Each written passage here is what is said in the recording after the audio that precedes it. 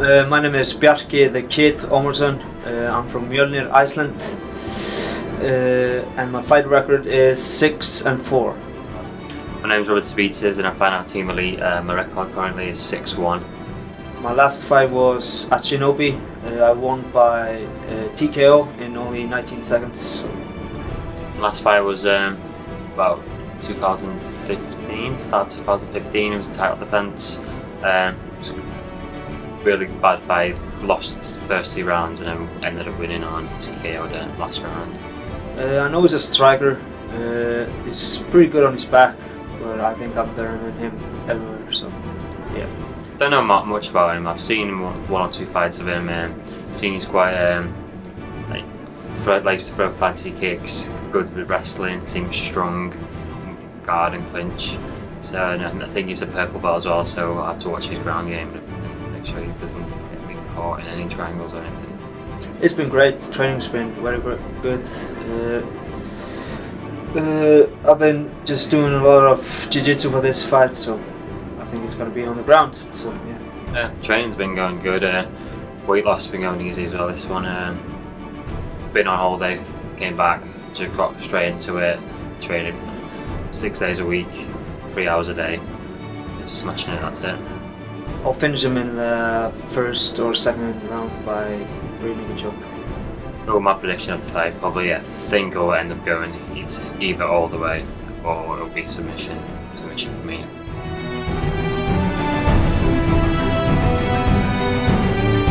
Once again, ladies and gentlemen, reintroducing both fighters to the cage.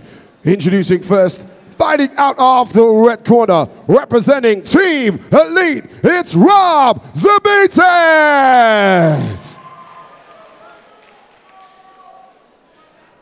And his opponent fighting out of the blue corner, representing Mjolnir MMA, it's SW8 Omarsson! Jamie the Haymaker here as always with Ian M16 Butlin. On to our next fight, Ian, and this is on to our main card now. This is our first title fight this evening. SW8 Omarsson taking on Rob Zabitis. This is your a great referee fight. is Paul Crossley. This is what Shinobi is made of. These kind of fights is what we're here for, isn't it, Ian? Oh, these amateur title fights, you know, they really want it. They're very good. Look at it. Nice style bouncing, nice and light on his feet. I reckon Scott Pedersen will be looking on as well with this fight.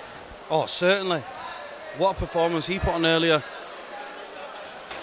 Look at that striking style.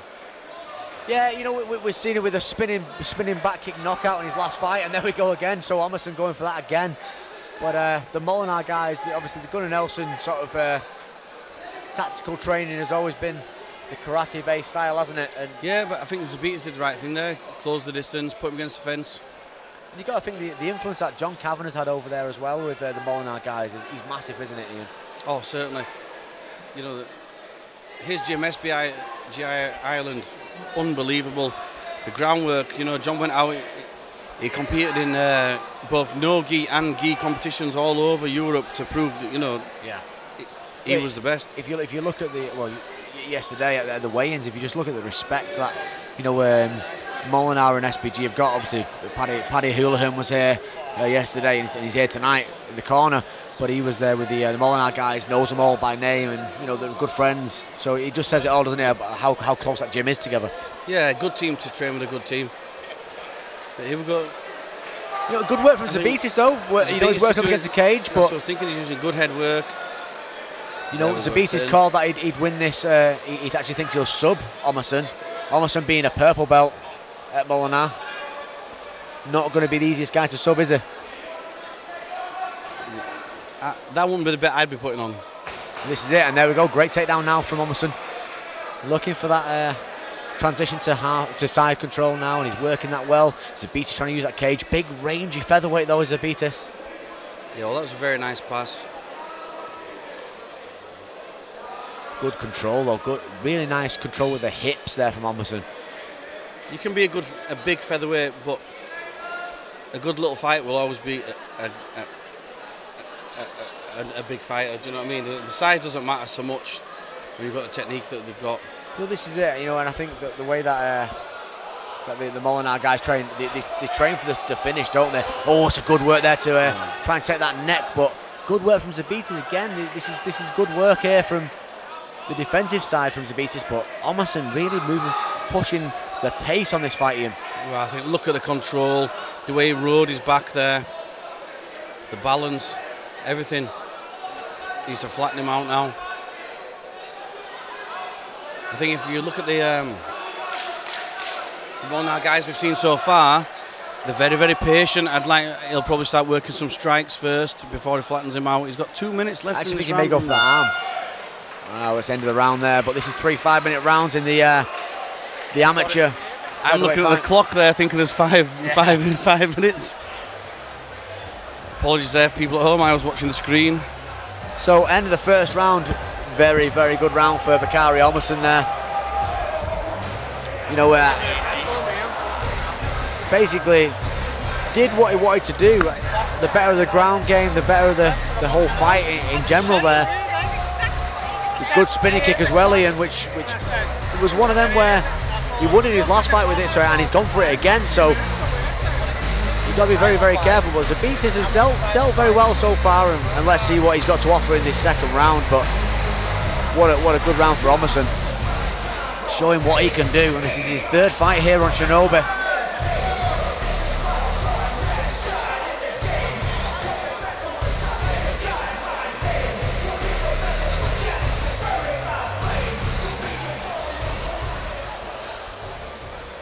So second round now, Ian, of a possible 5 in the title featherweight bout. And that's 3 minutes. As you just remembered. Yep, so Zabitis trying to go for that, you know, grinding up against the cage. Not a bad sort of idea to do with a jiu-jitsu purple belt, but this is where you've got to be very careful, because you've got someone like Omarsson who, once he gets you on the ground, it's a vicious... I think it was the right plan, because Omarsson was very, very good on the outside, throwing his shots. Unpredictable, should we say. If you watch his last fight with that spinning back kick that he won with, right, you've got to be very careful in this fight, haven't you? Straight away you've got to be thinking, Ian, you've got to get this to the ground. But then he's a purple belt on the ground, so it's a tough one. So I think so basically the grinding, punching, using your head against the fence might have been the best plan for Zabitis, until you see there how easily Omarsson just hip tossed him. Yeah, absolutely, mate.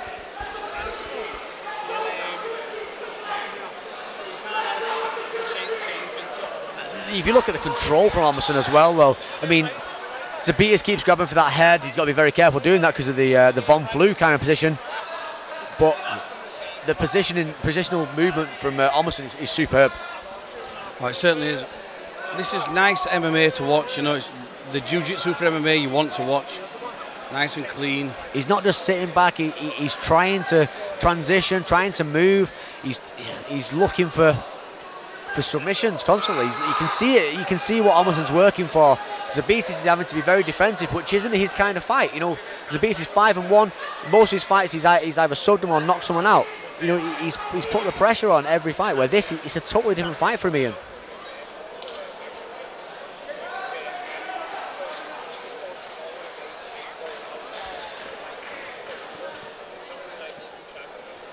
So Zabitis now trying to work from the bottom, but he can't seem to shake that side control off, can he?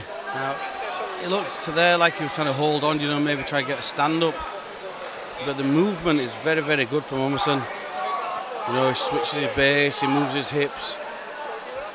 He comes up nice on his feet. It looks like he's looking for the knee ride, or he's looking for the arm bar from there. Look at that. Well, switches to that other side on the arm bar as well. Again onto the back.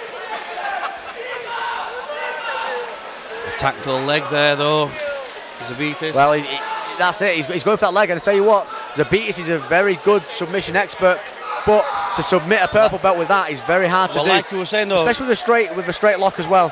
You know, there's 20, 30 seconds left, why not go for something like that? Well, this is it, you know,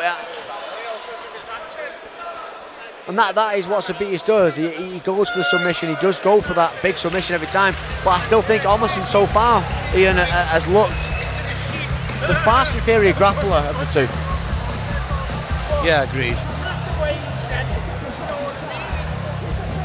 You know, obviously, like I say, you know, the Molinar guys have got a very close connection to the SBG people who we're going to be seeing tonight, especially SBG Ireland.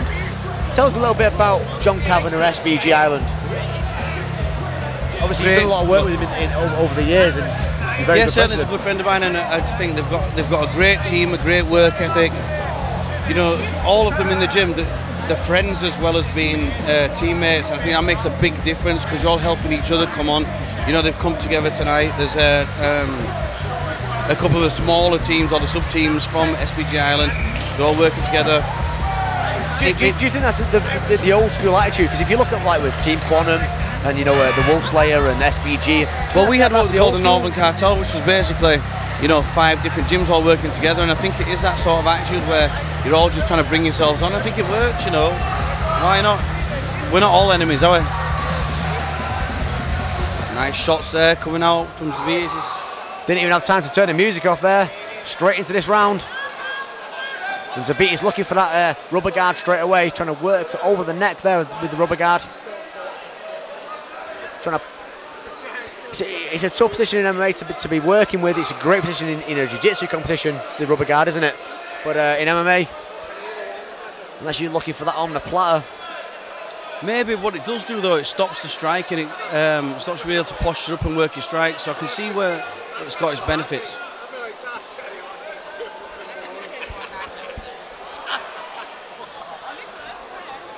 Omarsson though looking again the much superior grappler to the two, looking for that top position. Although Zabitis looks great off his back, don't get me wrong, but I think Omarsson's top game is very good. Yeah, he's working well. He's looking to get that knee in. Looking at that knee ride now as well. If he gets his knee to elbow, maybe get over. I think he's looking for him to roll again to take the back. This is very similar to sort of Gunnar Nelson kind of rolling, isn't it? Very similar. Yeah, proximity rolling. That's exactly what I was talking about. I think he may get that choke on this round as well. This is a very tough round for him now. Whereas Zabitis, he's having to take a lot of pressure here. And he's got, you know, a minute and a half of this fight left, and of this round left even.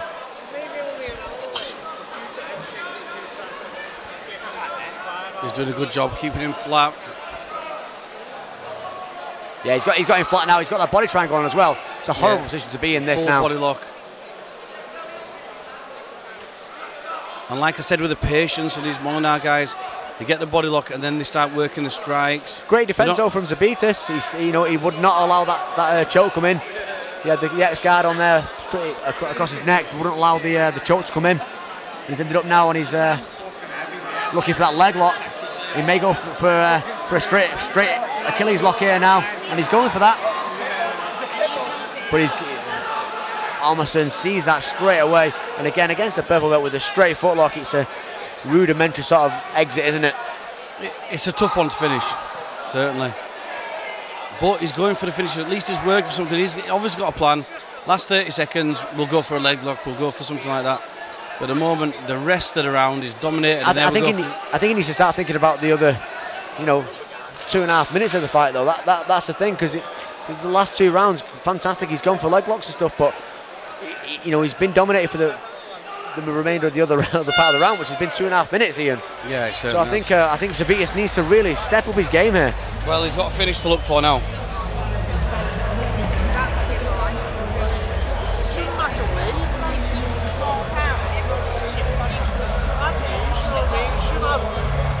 Some sort of loyalty or fucking some loyalty and models.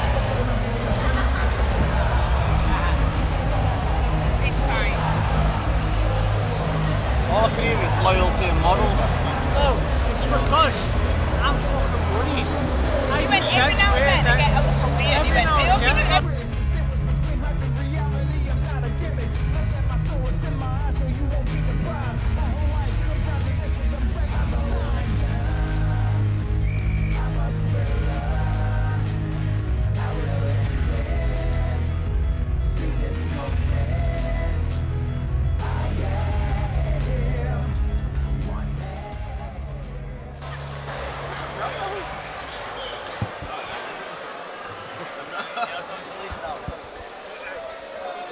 Round 4 here, Ian. In this into the championship rounds now.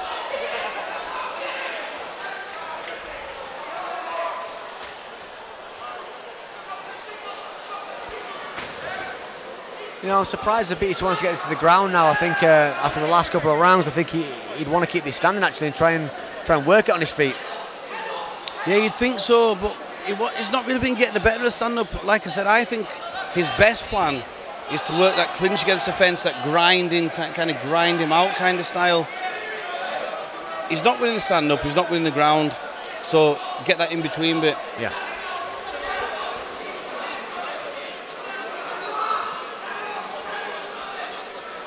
Good work from Omarsson again though, going for that neck, looking to isolate it again. Well, just constantly attacking, that's what he's doing. Putting him under pressure what I like constantly. about Omarsson, he'll look to grab that neck, but he'll be using it to either take the back or do something a bit different, rather making his opponent think. Zabitis has got a great rubber guard, very flexible guy from the bottom. And I think Omarsson sees that.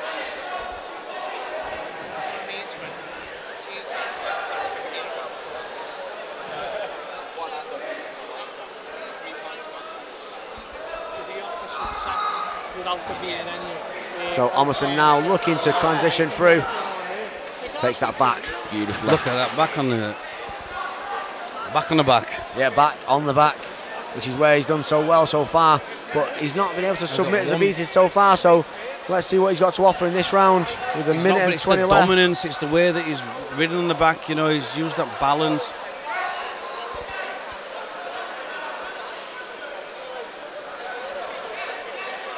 Doing all the right things from the back take though.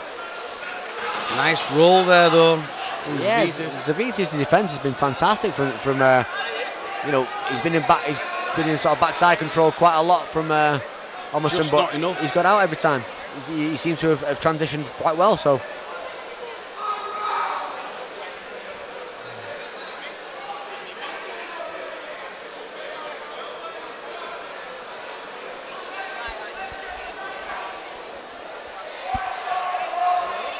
So obviously this fight going out live around the world and obviously in Iceland at the minute.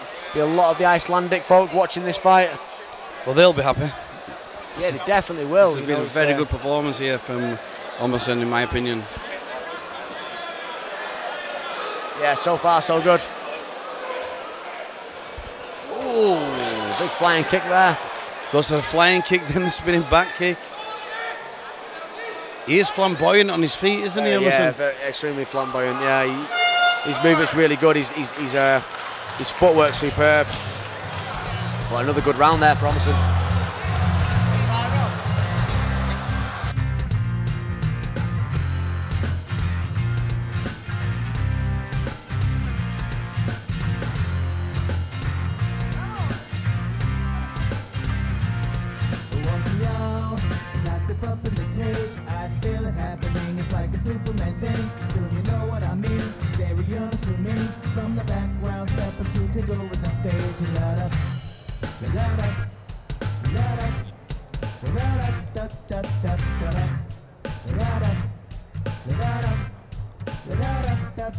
Like an animal, I will tear you apart. I've done this all my life, I can never stop now. Why would you play my game when you know I am insane? You wish you had my fortune, you wish you had my fame.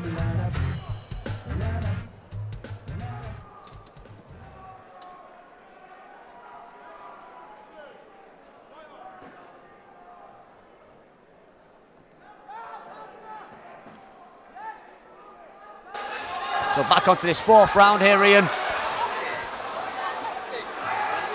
Good work for Omarsson here. Pushing forward now. He's Zabitis trying to work up against the cage. Trying to work with that guard again, very open guard. Putting some pressure into the back of Omarsson there.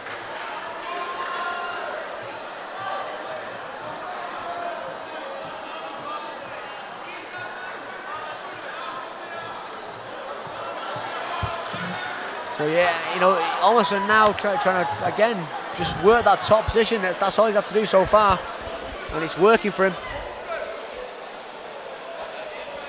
Well, again, this is dominance for the Molinar guy. I feel a bit bad for Zabitis, you know, he's such a good fighter. Yeah, he is, but he obviously he's done well, but he's just been dominated here by a better... He keeps working that rubber guard, though, and, you know, that's more of a holding position. Unless you're going to go for an on the platter or a go-go platter from there, which will be very tough to get someone like Omarsson in. You can work the rubber guard and obviously go for a triangle, but again, against the purple belt of his calibre, it's very tough, isn't it, Ian? Yeah, it certainly is. I think what it does, like you say, it's a holding position. It does stop you getting any heavy strikes. It stops the guy on top posturing, but you're not getting anywhere with it. Unless you're an Eddie Bravo black belt. Gotta be careful of them kidney shots, though. Yeah, again, like you say, Eddie Bravo, that kind of style fighting. If you're listening, sorry, Eddie. I love your rubber guard. Like you say, it works for certain people, it works in certain areas, doesn't it? But this kind of fight where Omarsson's a very dominating, on-top fighter, good wrestler, Zabitis is finding this tough. I think this is the next level kind of fight for Zabitis. Oh, it certainly is. But that's what we're saying, Shinobi, featherweight, you know, it's a title fight. Shinobi title fights are not easy. Oh no, I mean, it's not a belt they give away. Well, you got to think, you know, these two guys are following the footsteps of Jordan Barton, who was the FCC, sorry, the Shinobi, Look at that movement. the Shinobi featherweight champion. It's just really, really nice to watch. You know, like you watch Roy Jones Jr. as a boxer. He's got that you watch the guillotine. way he moves, the way he turns around and moves around someone. That's the same sort of movement I see. That you know, the jiu-jitsu that we're seeing here. Yeah, absolutely. And, you know, if you look at that guillotine there, it's tight as hell. That. But Zabitis is just not giving up from it, is he?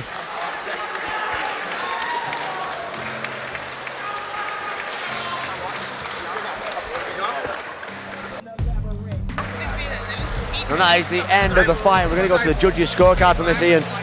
But wow, what a great title fight that was here at Shinobi. Oh, certainly. Do you know what? I think Zabitis put up a great battle there, really, against Omarsson, but he was just outbeaten by a better fighter. Ladies and gentlemen, the scores are in, and we have a unanimous decision.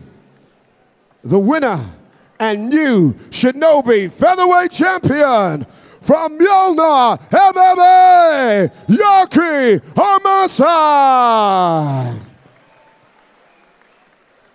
Big round of applause for a very brave runner-up, Rob Zabitis.